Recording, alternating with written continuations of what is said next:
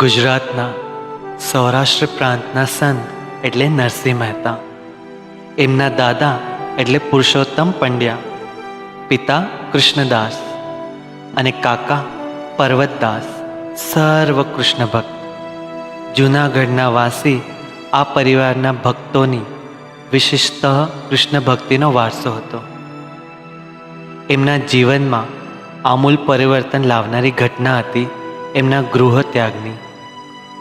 મૂળથી અનાસક્ત વૃત્તિ ધરાવતા નરસિંહ મહેતા એ કુટુંબની એક વ્યક્તિએ કરેલી અપમાનથી દુભાઈને નિરાશ થઈને ઘરનો ત્યાગ કરી વનમાં આવેલ એક નાનકડા શિવાલયમાં જઈને તપમગ્ન થઈ ગયા.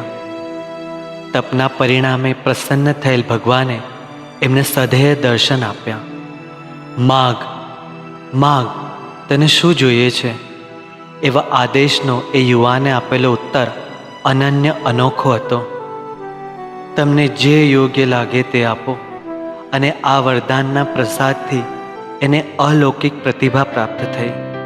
શિવ અને કૃષ્ણની કૃપાથી તેમને કવિતા સ્ફુરવા લાગી. ભક્તિભર્યા ભજનોથી સમાજમાં એ પ્રખ્યાત થવા લાગ્યા. હવે કુટુંબીજનો પણ એને આવકાર આપવા લાગ્યા. એમના લગ્ન થયા અને પુત્ર પુત્રી એમ 2 સંતાનો પ્રાપ્ત થયા. પરંતુ આ સમય દરમિયાન પણ તેમનું તો લક્ષ્ય હતું ભજન કીર્તન ભક્તિ પર. એકવાર ગામની કોઈ દુષ્ટ રખડેલ મંડળીએ તેમને ફજેતી કરવાના હેતુથી એક નવીન અજાણ પ્રવાસી વ્યક્તિને એની પાસે મોકલ્યો. મોકલનાર વ્યક્તિના મનમાં દુષ્ટતા હેતુ હતા. સીધા સાધા ભોળા ભલા નરસિંહે એને સહાય કરી. હાથમાં સહેલાઈથી અનાયાસ આવે મળે આ તકનો ઉપયોગ એને ફજેતી કરવામાં લેવાનું માણસે ઠરાવ્યું. પણ નરસિંહનું મન એટલું શુદ્ધ હતું કે દુષ્ટ કાવતરું સફળ થવા ન પામ્યું. મારી ખરી દીકરી એમની પ્રસિદ્ધ રચના. આ કાવ્ય રચનાને કારણે જ સમાજના કેટલાક લોકોએ તેમને ખૂબ ત્રાસ આપ્યો. પણ નરસિંહ મહેતા એવા જ શાંત હતા. પ્રશંસા અને નિંદા એ બંનેથી પર હતા. એમની સહનશક્તિ અને ભક્તિને અનેક કથાઓ છે. એમાંની એક પ્રસિદ્ધ કથા છે એમના પિતાના શ્રાદ્ધ વિષયક. ઘરની આર્થિક હાલત અત્યંત નાજુક નબળી હતી, પરંતુ પિતાનું શ્રાદ્ધ તો કરવાનું જ હતું. પત્નીને એ વિષયનો નિર્ધાર જણાવી તેઓ ઘરની બહાર નીકળ્યા. અત્યંત મહેનતુ નરસિંહને કોઈની સામે હાથ ફેલાવવાનો માન્ય નહોતો. એક જગ્યાએ એમને ભજન કીર્તન કરવાનો લાભ મળ્યો. એના બદલે રૂપે એમને ધનમાં આપવામાં આવશે. એમણે એ સ્વીકાર્યું અને કીર્તન ભક્તિ દ્વારા દેવની પ્રાપ્તિ કરવાનો પડકાર સ્વીકાર્યો, નિર્ધાર માન્યો. અત્યંત મધુર સ્વરમાં ભાવપૂર્ણ કીર્તન કરવા તે સર્વસ્વ વિસરી ગયા. એ જ પ્રમાણે એમના આ કામને લીધે કીર્તન ભજનને કારણે તેમને સારી એવી કમાણી થઈ અને એનાથી એમણે પોતાના પુત્ર તરીકે પિતાની શ્રાદ્ધ ક્રિયા પાર પાડી. કામ કરતાં મન લગાવીને સંપૂર્ણ કુશળતાપૂર્વક કરવું, ઘટે એમાં બદલાની કોઈ અપેક્ષા રાખવી નહીં. એવા કર્મ મનુષ્ય જીવન સ્તર ઉચ્ચ સ્તર પર લઈ જાય છે. એનાથી જીવનમાં ખૂબ સમાધાન, શાંતિ, આનંદ આવે છે. એમનો આ ઉપદેશ જો આપણે લક્ષ્યમાં રાખશું તો કેટલું સરસ, આનંદીય અને આપણું આયુષ્ય થઈ શકે ને. એમણે અનેક કાવ્ય રચના કરી, સમાજને વિચારનો ભરપૂર ભંડાર આપ્યો છે. એમણે ભક્તિરસ યુક્ત આત્મચરિત્ર રચના, વ્યાખ્યાન દ્વારા જ્ઞાન ભક્તિનો ઉપદેશ કર્યો છે. એમની કાવ્ય રચના વિવિધ રસ પ્રત્યોગ અત્યંત રસિક બની છે. આવા કાવ્ય રચનો માટે આવશ્યક એવું સંવેદનશીલ માનસ એમનું પાસે હતું.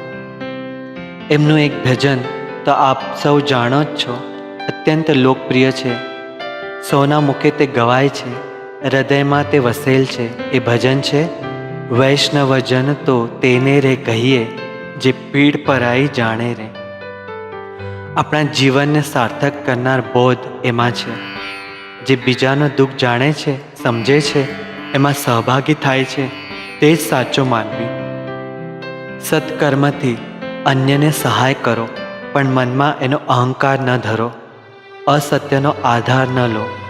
લોભ રહિત, કપટ રહિત જીવન જીવવું જોઈએ.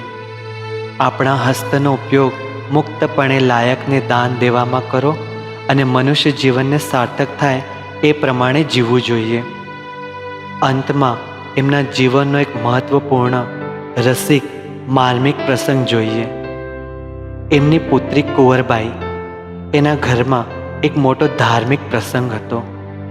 સર્વને આમંત્રણ ગયા હતા. સૌને રહેવાની ઉત્તમ સગવડ હતી, પણ એના પિતા નરસિંહ તો ગરીબ હતા. એટલે આ પતિ પત્નીને ઉતારો આપ્યો હતો ગાયની ગમાણમાં. એકઠી થયેલ મેદની વક્ર નજર તુચ્છકાર એમના ધ્યાનમાં હતા, પણ તેઓ નિરંતર રહી સગળું નિહાળી રહ્યા હતા. છેવટે એક જણના સવાલનો એમણે અત્યંત સુરેખ સચોટ ઉત્તર આપ્યો. મારા કૃષ્ણ, મારો સખા અત્યંત દયાળુ છે. એને તો ગાય, ગૌશાળા અત્યંત પ્રિય છે અને એ જ એમણે મને આપ્યો છે. એનાથી વધારે મારે શું જોઈએ? એ જ તો મારો પરમ સૌભાગ્ય છે. એનાથી વધુ શું જોઈએ? પવિત્ર માનવીને કદસાર દૂધ આપી સમક્ષ કરનાર ગાય માતા સાથે રહેવાથી વધુ સૌભાગ્ય કયું હોઈ શકે? આ તો જાણે કૃષ્ણના સંગમાં જ રહેવાસ છે, સહવાસ છે. નરસિંહની આવા ઉદાત્ત વિચાર જાણી સાંભળીને પ્રશ્ન પૂછનાર શર્મિંદો થઈ ગયો.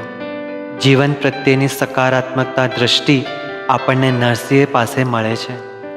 ટૂંકમાં કહીએ તો પ્યાલો અડધો ખાલી છે કે અડધો ભરેલો છે એ વિચાર સૌએ કરવા ઘટે. આ સંતો આપણને વિચારરૂપી ધન આપતા હોય છે, ભરપૂર રીતે વહેંચતા હોય છે. એમાંથી શક્ય તે પ્રાપ્ત કરો. જુઓ તેનાથી કેટલી સમૃદ્ધિ પ્રાપ્ત કરી શકો છો. બોધ આપણા કર્મ, આપણા કામ જ આપણો ખરો પરિચય આપે છે.